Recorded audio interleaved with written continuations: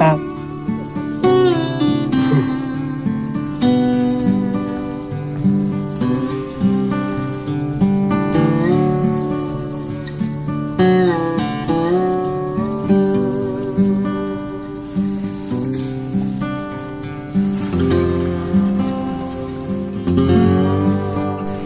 Good morning mga farmers. Dilim naman. So yan, mahilig kasi na taklog tayo, no? Takpan natin to eksakto. Magtatap 3 po sila. So itong lungpin po natin, mag 2 months pa lang pala itong ano natin, lungpin. So ipapakita ko sa inyo ano na itsura after nito. Naglawan na kayo kanya.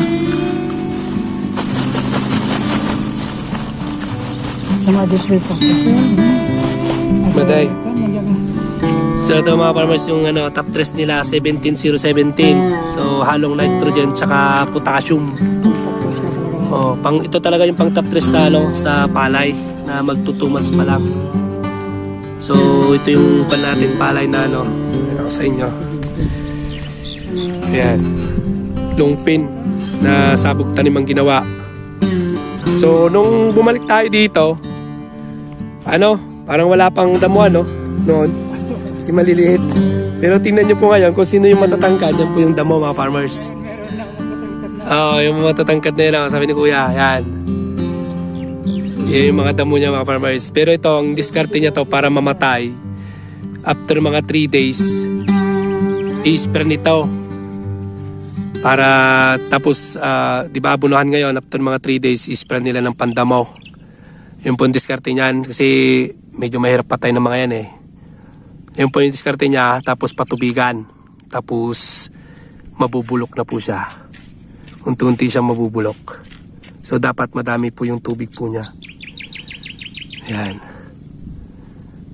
Ito yung sako niya mga farmers. 17017. Nakalagay naman po dito nitrogen 17%. Potassium 17%. So yan po yung niya. Pang top 3 talaga may nakalagay po mga farmers. Top 3. So yan, pag nag 2 months na po kasi itong lungpin natin, mag-start niya yan lumabas po yung kanyang yung sinasabing panicle Pero before po yon, siyempre po muna siya. Kailangan niya muna ng fertilizer like nito. Bibilog na kasi yung nito yung tiller po niya, yung stem po niya bibilog na po siya, mag-start na po. Pero nung nakita natin nakaraan, hindi pa ganito. Tingnan nyo po kayo, nakapal na po.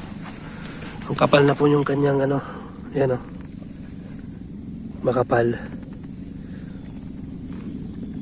So, pansin niya mga farmers, naninilaw pa So, kailangan ito talaga ng abono. Timing na timing po itong binibigay po nila ng abono kasi pang top 3 talaga. Potassium saka nitrogen. So ito po ay 1 hektarya. Naupuntahan po natin yung yung GSR 504 na inbreed. Ito kasi hybrid mga farmers.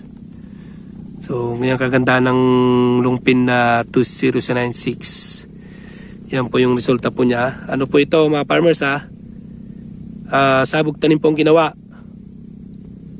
Ganoon din po sa GSR na inbreed. So ito naman po yung yung GSR. So inbreed po ito mga farmers. Ang ginawa na rin po dito, sabog tanim. So ito sasabugan po ito. Sasabugan ng abono pala.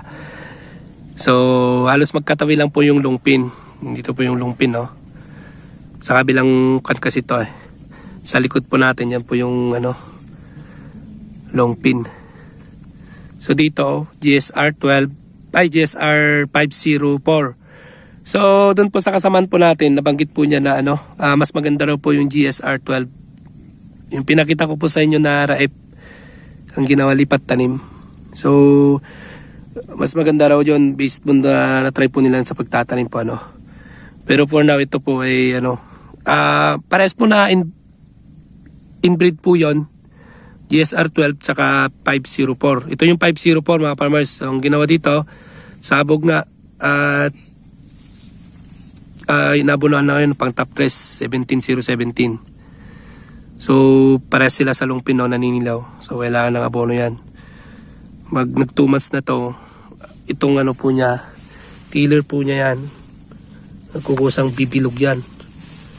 So kung i-compare natin yung tiller po nung ano, nung lungpin, ito po ay medyo manipis to. Yan, mas mabilog po no. So yun po pagkaiba po nila kasi inbreed po ito, hybrid naman po yun. Mabilis kasi pag hybrid. Ang gamit nila dito na pangpatay ng damo, matatanong niyo po mga farmers, ay yung Frontier tsaka yung 5-0 mga farmers. Yun po yung gamit po nila sa mga damo po na ganito. So yun po yung gamit nila katapos ng top dress no. So ito po timing yung paglagay po nila. So, kino-compare ko kasi itong dalawa. Long pin na 2096 saka GSR 504 na inbreed na inbreed na palay tsaka hybrid. So, lamang talaga itong hybrid mga farmers, itong long pin. Kaya marami naglulungpin dito sa amin. So, yung GSR 12 naman maganda po no, inbreed po 'yon. Pero para siyang lungpin pag lumalaki siya. So, ang pagkaiba lang nila kasi dalawang klase po ito, hybrid. Mas maganda pa rin yung kwan ng lungpin kaysa doon sa GSR. Although parehas po na sabog tanim pong ginawa. Hindi ko lang alam kung parehas po na transplant ang gagawin, kung ano po yung pagkakaiba po nila. Yun lang po nakita ko mga farmers, no? So, yun mga farmers. Yung mga nagko-comment po dito, pwede nyo po i-share po yung manalalaman nyo pa no, tungkol po sa tanim po na palay sa lungpin saka GSR na variety po ng palay. So yung pamatay nyo po ng damo, pwede nyo po i-share dito mga farmers para po mabasa po ng mga ka-farmers po natin na nangangailangan din ng mga kasagutan po no, tungkol sa mga pangdamo po na palay. So hanggang dito na lang po. Maraming salamat po sa lahat po ng subscribers. And Happy New Year po sa lahat. Sa muli po. Bye bye.